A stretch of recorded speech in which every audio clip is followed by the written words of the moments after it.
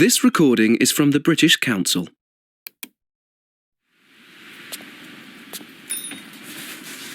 Hello, can I help? Yes, my wife sent me here. I need something for a sore throat and can't stop coughing. Really hurts. Do you have a headache too? Not really, no. Well, we have this syrup and these lozenges. Which is better? They're both good. The syrup is more expensive. Oh, well. I'll take the lozenges then. How many do I take? Just one. Sorry. I'm sorry. How often should I take it? Just one every 4 to 6 hours. Take it before meal times. Are you allergic to any medicine? No.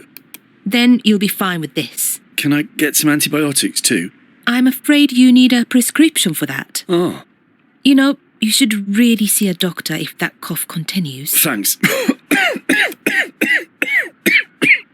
I know. Anything else? No, thanks. That'll be £7.49 then, please. This recording is from the British Council. To find more activities to practice your English, visit www.british-council.org.